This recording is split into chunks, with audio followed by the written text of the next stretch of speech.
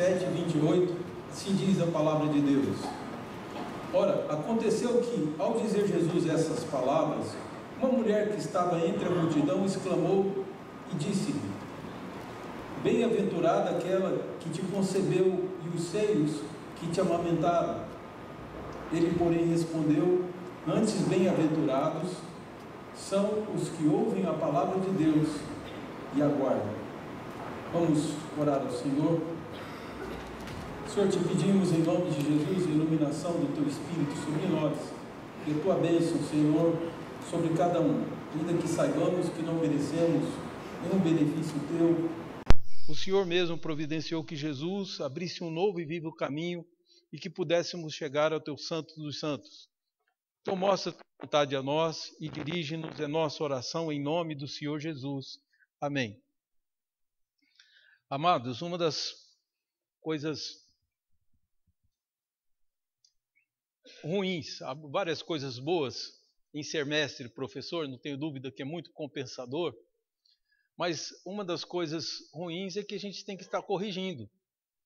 Não é isso? Você já viu, o professor, o bom professor, ele reprova aqueles que não aprenderam a lição e dão toda espécie de ajuda, esse que eles devem fazer. Não pensem que a vida de Jesus como mestre foi diferente. Ele estava sempre corrigindo erros após erros que os homens cometiam, principalmente naquilo que toca adoração a Deus. As pessoas não sabiam adorar a Deus e havia uma tendência sempre de incluir coisas nossas dentro da adoração. Por isso Jesus foi trabalhando com seus discípulos especialmente. Os seus discípulos então passaram isso à sua igreja. A igreja de Deus por vezes é tentada a seguir desvios, mas é sempre um remanescente fiel, e houve inclusive uma própria reforma dentro da igreja para tentar corrigir essas falhas. Aqui nós estamos diante de um impulso, até de certa forma um impulso não deixa de ser legítimo. A intenção da mulher possivelmente era louvar Jesus, só que não foi isso que ela fez. E daí Jesus mais uma vez parte para corrigir. Então nós temos que estar sempre atentos a isso. Nós não podemos adorar a Deus como nós simplesmente entendemos e com os elementos e ofertarmos a Deus o que quisermos. Os irmãos se lembram da oferta de Caim, que não foi aceita, porque ele não fez conforme o costume e não havia nenhum propósito naquele tipo de oferta. Ele tentou fazer diferente, não agradou a Deus, e aí, para expressar sua raiva, ele mata o seu próprio irmão.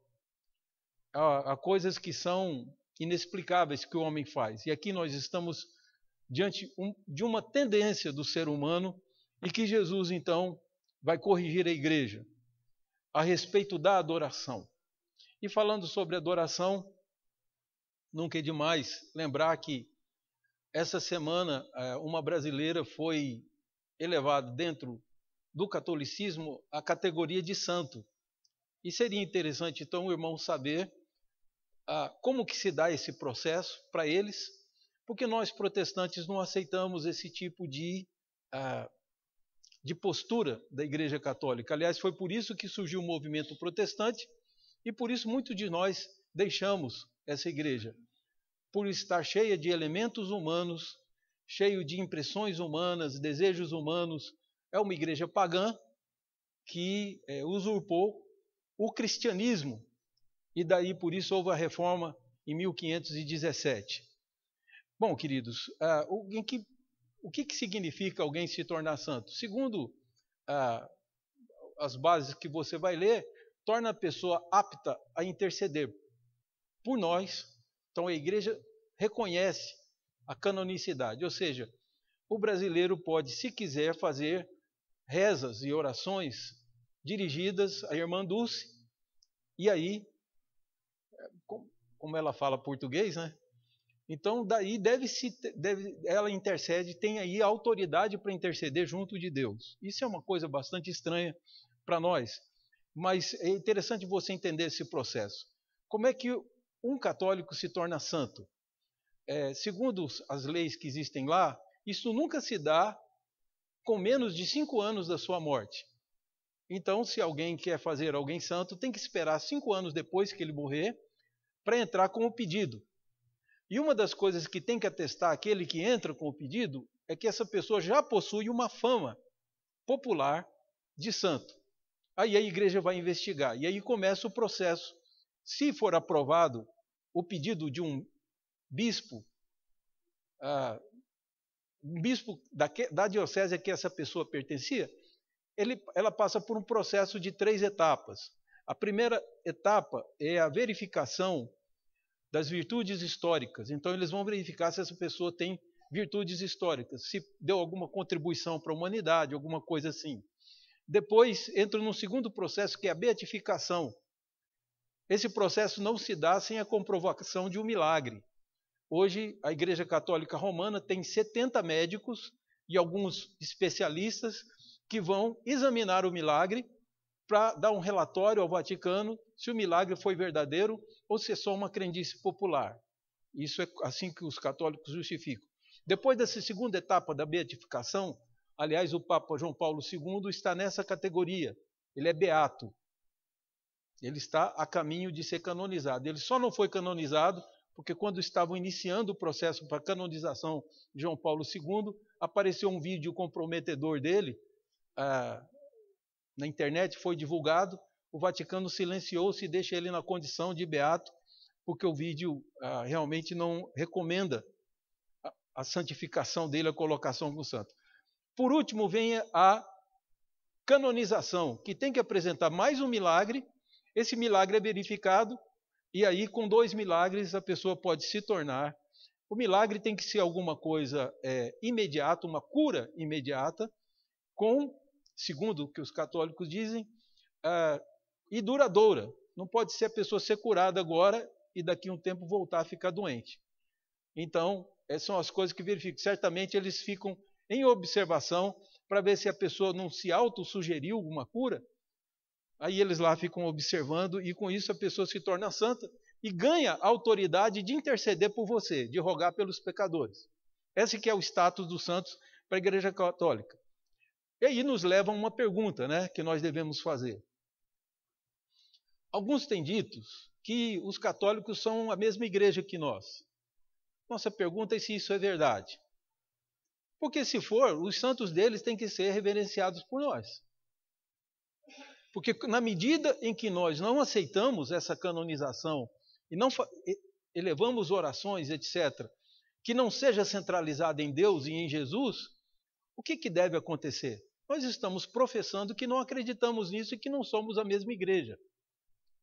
Então, como eu disse, a versão protestante é que o catolicismo foi invadido pelo paganismo, paulatinamente, não foi de uma vez, foi gradual, e à medida que se invadiu de paganismo, ele criou doutrinas que são deles, somente deles, e impunham isso ao mundo.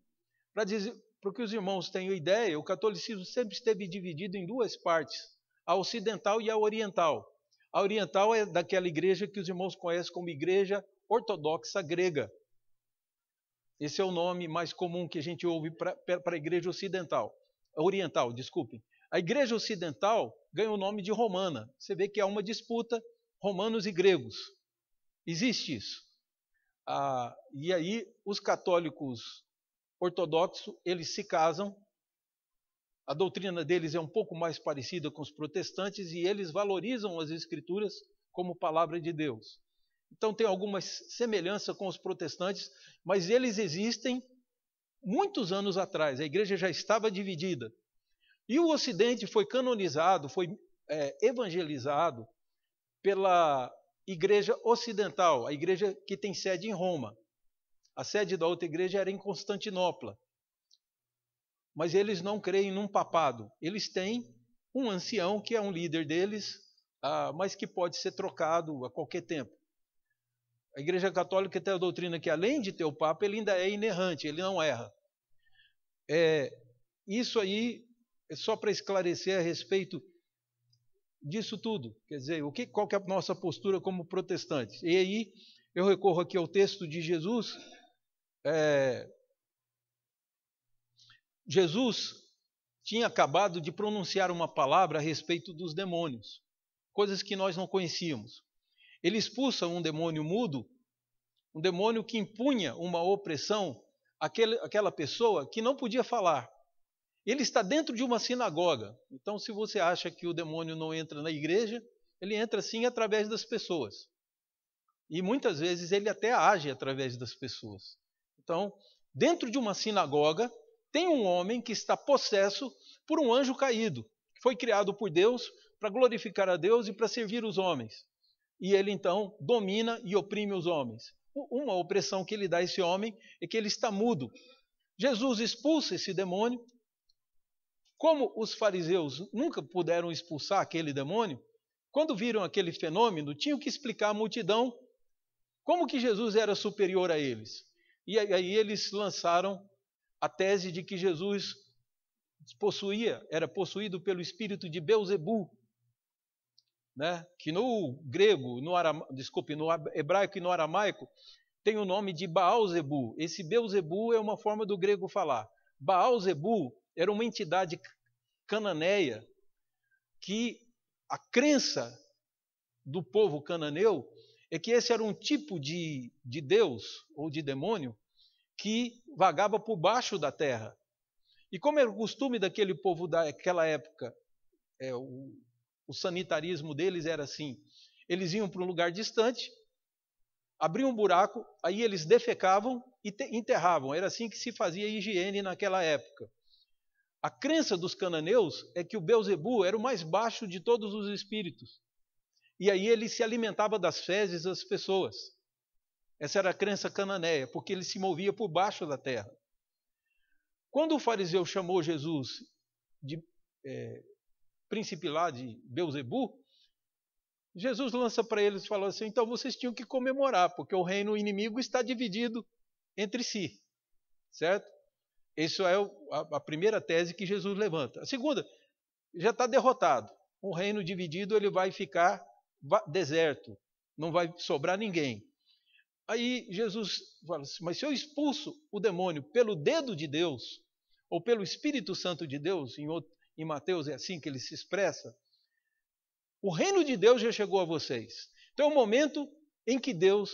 E aí Jesus então diz que depois de um demônio expulso, a pessoa deve procurar viver com Deus, ocupar a casa que ficou vazia, que não tem ninguém, com o Espírito Santo de Deus, com o próprio Deus habitando dentro dela, porque ele fica seguro. Porque senão aquele demônio, encontrando a casa limpa, traz 7 espíritos piores do que ele para habitar. Quando Jesus disse essa palavra, do meio da multidão, uma pessoa encantada com a pessoa de Jesus, em vez de proferir louvor a Jesus, louvou a mãe de Jesus.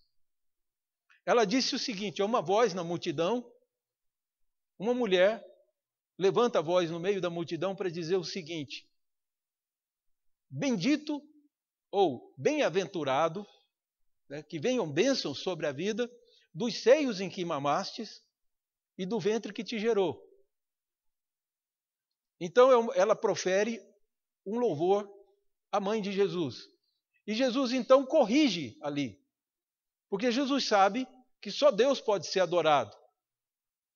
É interessante que lá em Mateus 4, Jesus é tentado, e uma das tentações de Satanás é dizer: eu vou dar os reinos da terra se você, por alguns segundos, me adorar. Se você se curvar diante de mim, prostrar e me adorar, eu te dou todos os reinos da terra.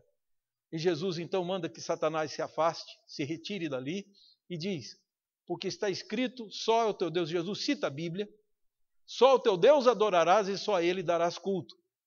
Então, se a igreja protestante se apega às Escrituras, está imitando o Senhor Jesus. E se apegando às Escrituras, entendemos e aprendemos que o culto e o louvor só podem ser dados a Deus. A nenhum homem, nenhum pastor, nenhum missionário, ninguém, além de Deus, deve ser adorado na igreja. Só o teu Deus adorarás é a palavra de Jesus. E daí que nós entendemos que Jesus também era Deus. Há muitas passagens que afirmam isso, mas fora as passagens que afirmam, em João capítulo 9, o cego adora Jesus.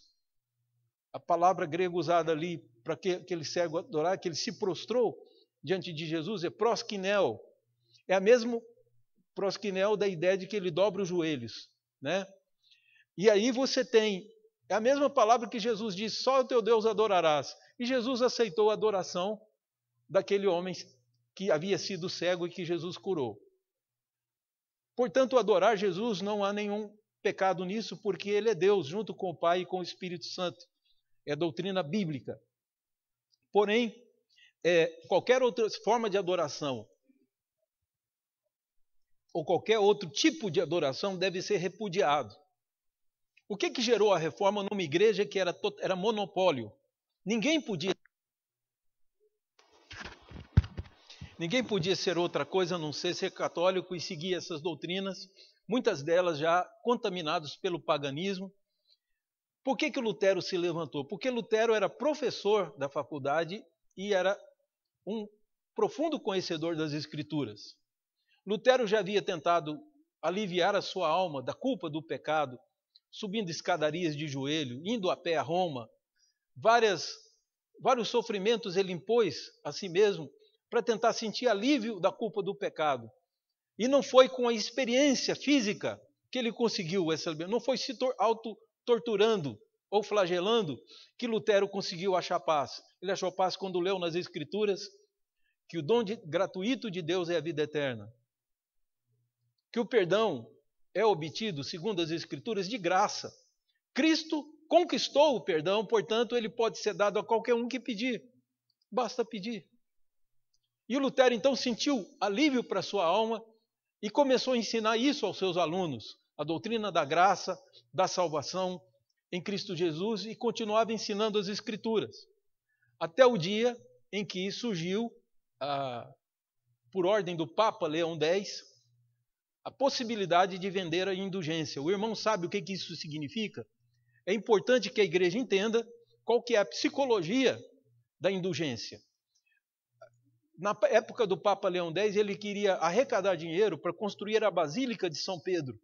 Esse que hoje é o palácio no qual o Papa argentino Francisco I assiste. Isso foi construído com dinheiro de venda de perdão.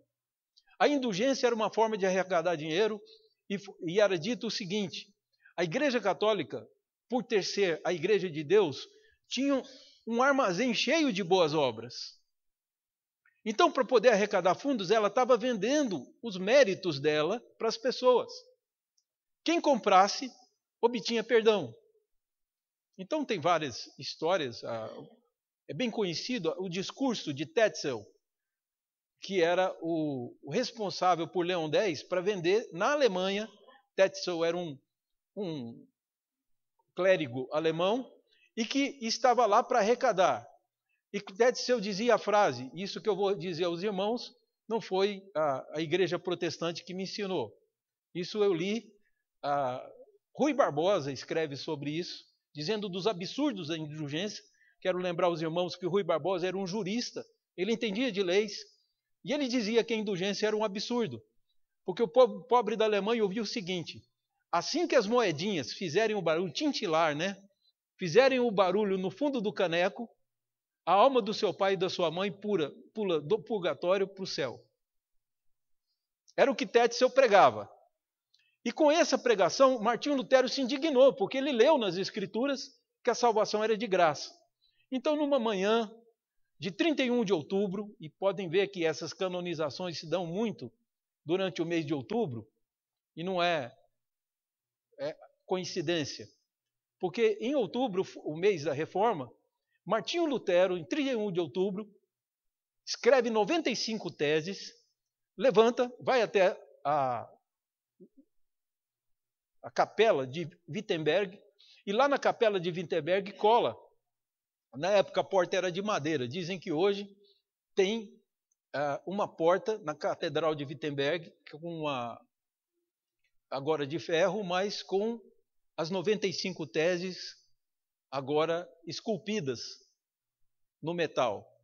Então, na época, Lutero prega, porque era uma forma comum de você levantar um debate. E aí Lutero, lá nas indulgências, ele questiona o Papa e diz: se Pedro fosse o Papa que estivesse ocupando o Vaticano, ele não somente não venderia o perdão da igreja, ele daria de graça, como também venderia as propriedades da igreja para com o dinheiro alimentar os pobres da Alemanha. São palavras de Martinho Lutero. E dali Lutero então ele é excomungado da igreja, ele é chamado para debater isso com 100 teólogos católicos. E quem participou lá, quem foi testemunha do debate, escreve que Lutero colocou no bolso os 100 teólogos católicos. E no final eles disseram a ele: você rejeite tudo o que você escreveu. E Lutero, com a mão nos seus livros, a pilha de livros que ele tinha escrito, ele disse: se vocês provarem pela escritura e pelo bom senso, pela lógica, que eu estou errado, eu queimo eu mesmo os meus livros. Mas se não, não me retrato, nem jamais me retratarei. São as palavras finais de Lutero, que sai da dieta de Worms e os seus amigos sequestram, para ele não ser morto, sequestram Lutero, tiram ele das forças do rei da Espanha e levam ele para um castelo, onde ele compõe o hino Castelo Forte, porque ele está abrigado no castelo e o castelo que o protege é Deus. É isso que ele canta no hino. E que se quisessem devorar demônios não contados, são traduções que nós temos do hino Castelo Forte. Bom, voltando aqui ao texto de Jesus, uma mulher segue o impulso de glorificar a mãe dele e ele corrige esse pensamento.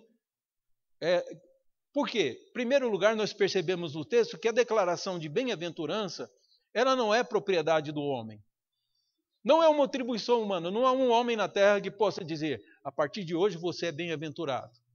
Isso é uma atribuição de Deus. E Jesus disse que bem-aventurados são os pobres, bem-aventurados são os que são justos. Você tem ali 8 bem-aventuranças, os perseguidos por causa da justiça.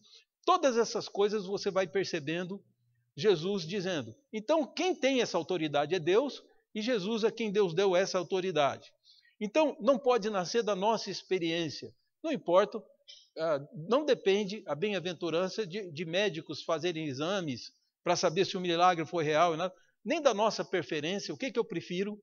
Não depende da minha impressão. Eu tenho a impressão que minha impressão ela é relativa. A palavra de Deus é absoluta. Então, não há nenhum critério humano que possa fazer alguém se tornar bem-aventurado. E por consequência, Jesus diz qual que é o critério.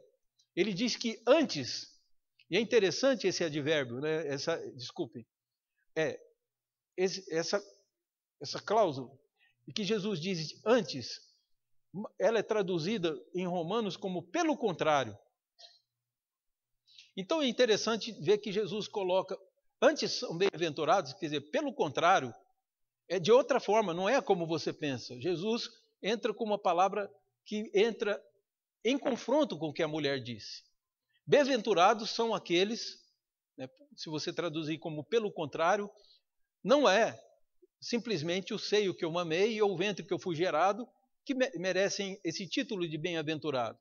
Bem-aventurados são aqueles, e aí toda a palavra de Jesus tem relação com a palavra de Deus, mostrando que Lutero não estava errado. Ele diz, os que ouvem e os que guardam a minha palavra.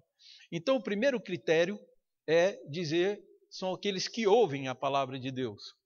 Aqui a palavra ouvir, realmente já é bem-aventurado só de ouvir a palavra. Mas a ideia aqui de ouvir é muito mais você dar atenção. Porque pode ser que você fale para alguém, o som entre no ouvido e ele não esteja prestando atenção em você. Então é evidente que aqui vai além do que meramente ouvir. É quem ouve querendo aprender. Quem ouve com atenção e atribui à palavra de Deus benefícios. Eu posso receber benefícios se eu estudar a palavra, se eu ouvir Deus falar. Então aquele que ouve as palavras de Deus, e aí você às vezes vai olhar e dizer assim, e por que não aquele que lê a palavra? Bom, em Apocalipse é usado o termo ler para bem-aventurado. Aqui não é usado porque as pessoas tinham difícil acesso à leitura. Os judeus eram, em grande parte, alfabetizados, eles eram alfabetizados nas sinagogas com as escrituras. Porque o hebreu aprendia a ler exatamente para ler as escrituras. Ainda que a fala do dia a dia fosse o aramaico, os rabinos entendiam como sua função ensinar as escrituras para o povo. E é daí que vem a ideia de Jesus de ouvir, porque as pessoas não tinham livros em casa. Qualquer pergaminho e até o papiro era muito caro para você ter, imagina das escrituras com o tamanho que ela tem. Então não era qualquer um que as possuía. E eles iam à sinagoga. Na sinagoga o culto se dava em duas partes. Uma quarta-feira, seria o que equivale a nós a quarta-feira, as pessoas se reuniam, mas dizem que era um grupo muito pequeno. E no sábado a sinagoga enchia, que era nesse dia, e o culto era feito de forma assim, cantava-se um salmo e lia-se a palavra. Então as pessoas ouviam. Quando tinha um mestre presente, esse mestre explicava o que aquele texto queria dizer, o que é equivalente ao nosso sermão. Muito da igreja protestante é cópia da prática do judaísmo. Então, observem que era assim que acontecia. O critério era sempre a palavra de Deus. E aqueles que não tinham a palavra de Deus em casa memorizavam. É incrível como que aqueles homens decoravam. E os semitas são peritos nessa parte. Não são poucos os muçulmanos que recitam para você todo o Corão de trás para frente. Olha que coisa interessante. Eles acham bonito isso, então eles vão decorando o Corão de trás para frente. Memorizar a palavra é muito importante, principalmente para um povo que não tem livros em casa. Então o primeiro critério é ouvir a palavra. Se você se antecipar, correr para ouvir o que Deus tem a dizer, você será mais bem-aventurado do que os ventres ou o seio que Jesus mamou. Ele está dizendo que isso não confere à pessoa dignidade. A dignidade é aquela que Deus atribui. Certamente Maria tem um lugar dela e um lugar de honra, mas não o lugar de santo ou de bem-aventurado. Jesus aqui diz, bem-aventurados são todos que ouvem.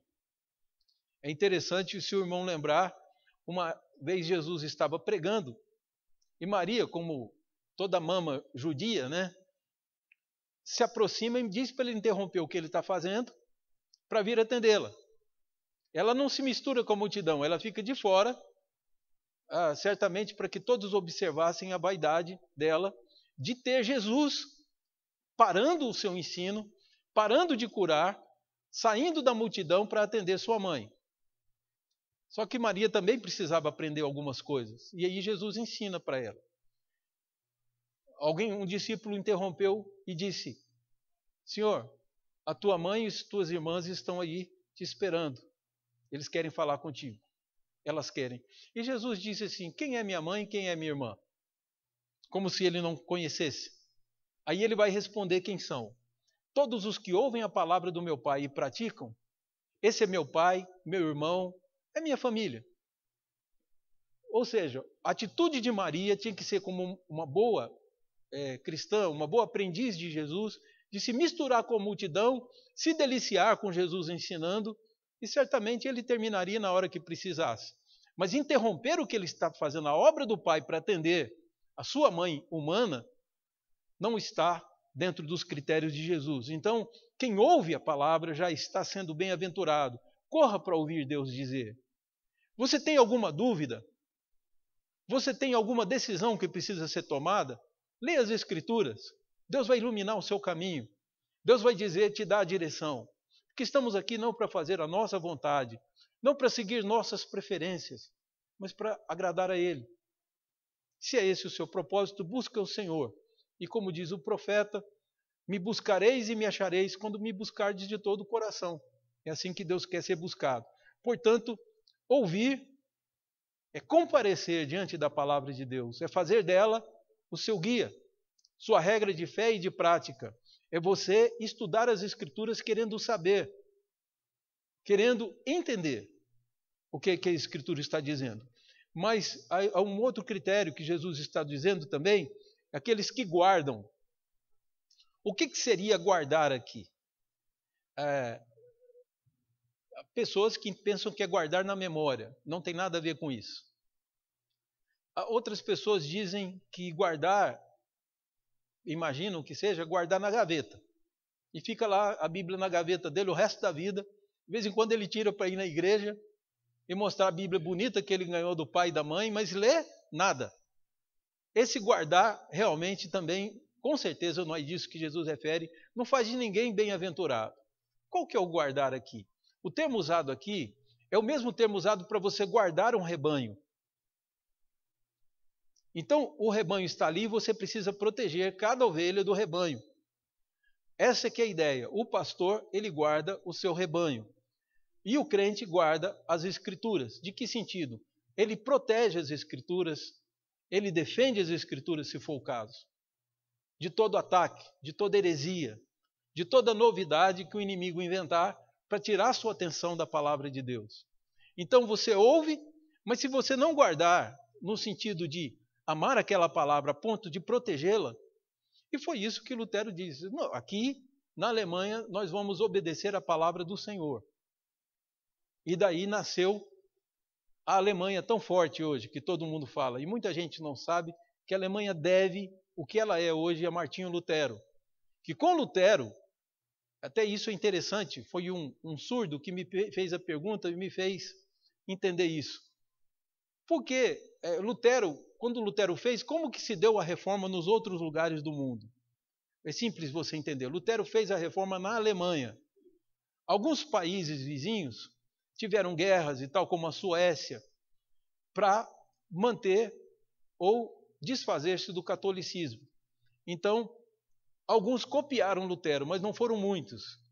A questão foi que um francês chamado João Calvino estava fugindo da França, e no caminho da França, se não me engano, numa pensão em Estrasburgo. Quando ele estava lá, ele foi procurado por Guilherme Farel, que era o líder do movimento protestante numa cidadezinha sem importância chamada Genebra, que ficava na Suíça. Então, Guilherme Farel disse para Calvino: nós precisamos de um líder como você para governar. Ele falou: eu sou escritor, estudioso da palavra, eu não tenho nada o que fazer lá. E ele diz: você vai, eu preciso que você vá. E ele disse: eu não vou. Então Farel disparou contra Calvino o seguinte: se você não for, as maldições de Deus cairão sobre você. E aí Calvino, como conhecia Deus, entendeu que aquilo era uma ordem do Senhor, e mesmo sem querer ser o líder de Genebra, ele vai lá e faz um trabalho excelente. E Genebra, de uma vilazinha sem importância, se transforma numa megalópole, se transforma numa grande cidade, porque pessoas vinham do mundo inteiro aprender com Calvino as mesmas coisas que Lutero ensinava, porque o ensino era bem parecido. Que novidade era essa de uma igreja que não precisa se sujeitar, um povo que não precisa se sujeitar ao catolicismo romano? Então foi a quebra do monopólio. Calvino ensinava, e Calvino ensinava com muita propriedade, ele era um grande estudioso da palavra. As diferenças entre ele e Lutero eram tão pequenas que não merecem nem ser mencionadas. São detalhes como sobre a ceia do Senhor, basicamente até eles concordavam, mas em si, tudo que Lutero ensinava era a mesma coisa que Calvino ensinava, sem eles terem se encontrado ou um ter influenciado o outro. Acredita-se que Calvino teve contato com a palavra de Deus quando um primo dele se converteu aos hugoenotes, que é assim que se chamavam os protestantes franceses, e um primo dele, convertido, começou a traduzir a Bíblia e fez uma tradução da Bíblia para o francês.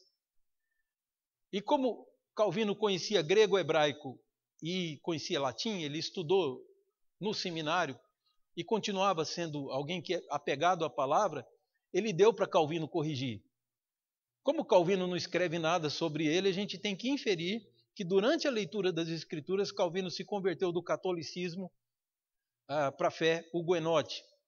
Então, Calvino, por que os hugoenotes hoje praticamente não existem? Existem algumas aldeias hugoenotes no sul da França.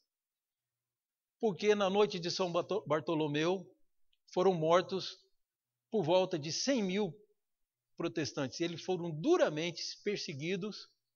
A noite de São Bartolomeu foi a noite de celebração do casamento da rainha Margot. Tem alguns filmes sobre essa história. Se você gosta de filmes, você pode procurar. Mas uma rainha francesa se casa com um príncipe protestante. E muitos hugonotes comparecem na festa para celebrar. E aí, durante a noite, enquanto o príncipe e a princesa, ou o rei e a princesa se retiram, eles mataram os protestantes que visitavam a cidade de Paris. E os historiadores dizem que o sangue fazia enxurrada de tanta gente que morreu. Os protestantes dizem que são 100 mil mortos. Os católicos dizem, não, nós só matamos uns 10 mil. É pouca gente. Essa é a estimativa católica, que foram mortos 10 mil hugonotes, praticamente se extinguiu o reino. Essas coisas todas para convergir no sentido de que eu tenho que estar disposto até mesmo a morrer pela palavra. Porque isso não é uma palavra humana. Nós estamos falando da palavra de Deus. E eu tenho que me curvar diante dela e fazer o que Deus assim prescreve. Então, queridos, é diante desse fato que nós temos que eu preciso concluir a mensagem contando uma história para os irmãos curiosa, de mais uma vez que Jesus corrige. E na correção que ele faz, a correção de Jesus é algo que é talvez desagradável para alguns, mas que é necessária, porque senão o aluno não se acerta. Você vai encontrar no capítulo 2 do Evangelho de João a narrativa de um milagre que Jesus fez, o primeiro milagre de Jesus, das séries de milagres que ele fez, que é o milagre das bodas de Caná. Mas tem uma coisa interessante nesse episódio. Foi a primeira vez que Maria tentou rogar pelos pecadores. Aconteceu que acabou o vinho na festa. Acabado o vinho, o que é que as pessoas iam fazer? Iam embora. Então o dono da festa ficou com foi mais gente do que ele imaginava. E aí eles eram amigos de Maria, falaram com Maria, e Maria vai para Jesus rogar por aqueles pecadores, para que Jesus fizesse alguma coisa. E disse, Senhor, o vinho acabou. E a resposta de Jesus é emblemática. Ele diz, que tenho eu contigo, mulher? Literalmente no grego, o que há entre eu e ti, entre mim e ti, o que existe? Porque se Maria respondesse, eu sou sua mãe, ele diz, eu sou seu criador. Então, ela entendendo que a missão dela na terra não era rogar por pecadores, mas conduzir pecadores a Jesus, ela foi lá e disse para o mestre de cerimônia, aquele homem, faça tudo o que ele te disser. Certamente entendendo que ela havia cometido um erro, porque ele deu uma bronca nela. Quem quiser entender que é de outra forma, leia lá que você vai entender. Jesus foi duro com ela. Uma vez alguém numa entrevista perguntou para uma senhora, uma crente, que se Jesus não foi ali neurastênico com Maria, se ele não foi, na verdade ele não foi alguém impulsivo e agressivo com Maria. E a mulher respondeu com uma sabedoria de cristã. Ela disse para o incrédulo que perguntou na televisão, nós mulheres precisamos às vezes que alguém nos coloque no nosso lugar. Então Maria não é diferente, ela precisava de alguém para mostrar o papel dela. E ela então vai ao mestre de cerimônia e conduz. E quando ele chega e fala com Jesus, Jesus dá as instruções e a água das talhas se transforma em vinho. E eles diziam que esse vinho era mais gostoso do que o outro que eles estavam tomando. Bom, para que os irmãos entendam, não tem esse papel. Nós temos um mediador, segundo o que Paulo nos diz, na primeira carta a Timóteo, no capítulo 2, verso 5, ele diz que há um só Deus e um só mediador entre Deus e os homens. Não tem ninguém para interceder, nem santo, nem ninguém. Qualquer um que tentar colocar alguém lá vai estar transgredindo aquilo que Deus estabeleceu. Então, não é que a igreja não acredite em santos. Cremos que todo que crê em Jesus é um santo de Deus. É parte da família do Senhor. Mas você precisa entender que a palavra de Deus não é meramente uma relíquia que nós vamos guardar. A palavra de Deus é segundo o que as Escrituras nos ensinam. A palavra de Deus é luz para o nosso caminho e lâmpada para os nossos pés. Você precisa ser guiado por ela. Então Jesus faz essa relação com a palavra de Deus, a condição para você saber quem é bem-aventurado. É todo que ouve e todo que guarda, todo que ama a ponto de proteger com a própria vida essa palavra. Né? Então são essas as palavras de Jesus. Vamos então ter esse zelo pela palavra do Senhor e não considerá-la meramente como um objeto santo da igreja ou do cristianismo. Ele é mais do que isso. É a palavra de Deus para normatizar nossa conduta, para nos instruir, nos consolar. Quanta coisa a Escritura nos dá, e por isso nós agradecemos a Deus e ao Espírito Santo que inspirou as Escrituras. Então, que nós guardemos no coração e que sejamos sempre atentos a lembrar do que as Escrituras nos dizem. Aí você vai ter instrução para a sua vida. Vamos louvar a Deus com as vozes dos nossos coristas. Em seguida, eu vou orar com a igreja e impetrar a bênção.